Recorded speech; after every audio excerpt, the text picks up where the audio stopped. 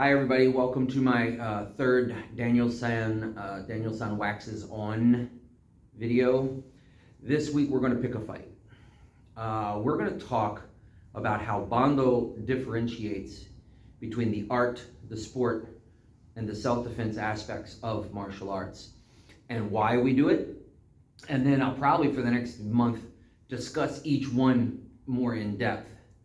But today I want to talk about it. We call it low, middle, and high, or we call it art, sport, and self-defense. But the concept in Bando is the recognition that the goals are different, the training is different, the tactics are different, the techniques are different. The way you interact with your opponent is different in all three levels. They're related, but they are not the same. And in the modern world, it's never been more important than to differentiate between art, sport, and combat, or self-defense. And that is why next week we'll be talking very specifically about self-defense, because we still think of it in the martial arts community as combat, but we don't think of it really, I believe, in the correct way. In Bando, we consider that the low art, right, is self-defense. The goal of self-defense ultimately is avoid harm to yourself. That's it. It's survival. Okay, and that mentality and mindset, honestly, doesn't exist in 99% of everything out there that's taught as self-defense. They give it lip service, but then they don't train it that way. And there are really, in self-defense, we'll talk more about this next week, there are two camps, and technically a third that's the correct camp in my opinion. But there's approaching it from the art, there's approaching it from the sport, and neither one is correct. You have to approach self-defense as a mentality of understanding the modern realities we live in. Our self-defense is about 85% training to avoid conflict in the first place. And we don't pay that lip service. Okay? We teach de-escalation. We teach assertive speaking. We teach situational and environmental awareness. Self-defense is about survival, which means, by definition, you might not survive. It's life or death. It's not anything else. Self-defense is not for bar brawls. Self-defense is not for being angry and taking your brother's Legos. That ain't self-defense. Okay, the self-defense part of it is almost exclusively in the realm of not fighting. If you're really interested in self-defense, you will do everything in your power to not be in a violent altercation, because at the moment you enter a violent altercation, it is life or death. If it's not life or death, you have no business fighting. None. That's self-defense. I'm not saying that that's your opinion and how you should live your life. I'm saying that's how we teach self-defense. You have no business fighting unless it's life or death. And if it's life or death, you need to win. And if you need to win, that means the other person may, by definition, lose their life. So you also have to know legalities of the modern world. You've got to understand the laws and statutes in your county, your city, your state, and the country you live in. You have to be willing and ready and able to face those consequences. And you have to know before anything ever starts how far you're willing to go in pursuit of saving your own life and preventing harm to yourself. All that has to happen before the fight to the death ever happens. That's self-defense. That's our low art. We consider that the lowest. Okay? Our middle style is essentially sport. Middle style is competition against others. There are rules in sport. There are no rules in self-defense except survive. That changes what you do profoundly. In sport, you are testing yourself. You are testing your skills, and you are testing them against other people who are training in your sport. It is consensual when you spar. It is consensual when you get into the letway ring. It is consensual when you grapple and roll on the floor in your Naban. Everyone agrees, this is what we're going to do. These are the rules we're going to adhere to, and this is how we're going to do it. Sport is amazing. It's wonderful. It is the way you really develop your timing, okay, your reaction times, learning distance, learning movement, which is so important. Stress testing your techniques against a resisting opponent who doesn't want you to land that punch or that kick.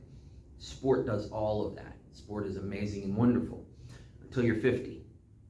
And then sport really hurts a lot. And you start thinking self-defense is about not allowing harm to come to yourself. Maybe I need to stop getting kicked in the face because it doesn't heal. So we spend more and more time teaching and less time actually fighting. Because we just don't heal like we used to. The high art is the art, right? Now, there's a million arguments in martial arts about what art means, right? Because really the martial arts, for those that are into the combat and the sport, a martial art is, of course, the art, meaning like the art of war, the being really, really good at a skill set. That's the art of being great at a skill set. That's the definition of art, and probably was the original definition of martial arts. To be quite honest with you, it was about being really, really great at the arts of combat. However, martial arts evolved over the centuries, and there is an aesthetic, performative art element to it. Some of our middle style competitions are in forms, empty hand forms, weapon forms, the akas as we call them. Katas, other systems call them, and other arts call them katas, and all that kind of fun stuff. We have that, all right, and we compete, and the idea is to be technically flawless, to be as beautiful as you can in those movements. Now, we try not to lose the practicality. We try very hard to make sure we maintain our theory, our application, and the technique when we're doing this. But the goal of your akas, the goal of, which literally translates to dance in our martial art, by the way, aka means dance, doesn't mean fight, it means dance.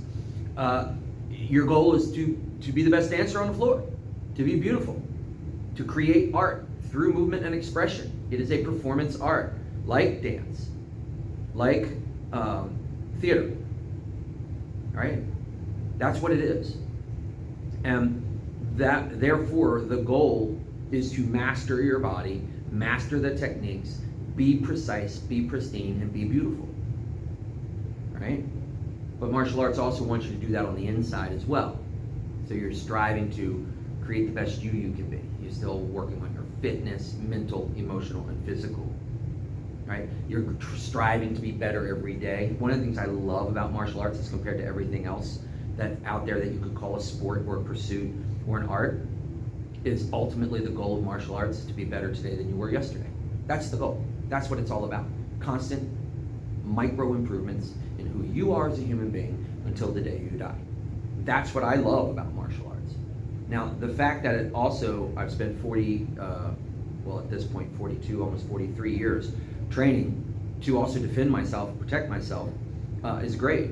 And when I was younger, I did all the sport. I did the kickboxing, I did the fighting. I worked as security in nightclubs in Baltimore and DC. I was in violent encounters a lot, but I was never in the military. I never served as a police officer.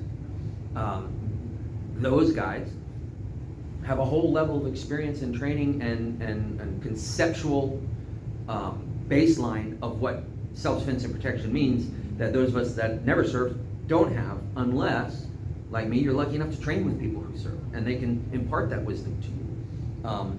And that matters a lot when it comes to self-defense. When it comes to sport, you want to train with champions, and more importantly, you want to train with the coaches that made them champions. And I've been lucky enough to train with some really great guys. But the Bando fighters in the 70s and 80s, people didn't like it when they showed up to the full contact kickboxing tournaments. They didn't like it when those guys showed up, you know. And I got to train with them, and I got to learn from them. So I've been very blessed to train with military veterans who served in Vietnam and Iraq and Kuwait, and I've been lucky enough to train with guys that saw massive amounts of success in full contact karate fighting and full contact kickboxing, and European kickboxers that were champions in their organizations, and learned from these guys. And when it comes to the art, I'm not too bad at that. I'm no slouch when it comes to the art. I competed and I won a couple gold medals there with weapons, empty hand, wooden weapons, edged weapons. I did all right in that stuff. And of course, my bachelor's degree is in theater, so I kind of like the expressive, artistic part of the high arts of martial arts. So that's why martial arts is my thing. It handles everything that I'm very, very interested in as far as a lifetime pursuit. That's how we look at it. That's the highest expression. The high art, the middle art is sport, the low art is self-defense, and all of them have different goals. All of them have different goals. And so when I said at the beginning of this video, let's pick a fight, when I talk about self-defense next week, it's a very contentious subject among martial artists. And when I say things like 99% of the people who teach self-defense teach it wrong, that leads to a lot of like, who are you to tell me I'm teaching it wrong kind of stuff. And I'm willing to have civil discussions about that. But yeah, in Bando, we have the low art, the middle art, and the high art. And we differentiate, they are all different. And if you don't differentiate, they're all different, it leads to big problems. And most of those problems are on the downward slope, specifically where it meets with life and death situations. And that's what we're going to talk about next week. So, that's how we differentiate Bando, self-defense, sport, and art. They are different. We train them all, but you train specifically and differently for each group. Okay? Good talking to you.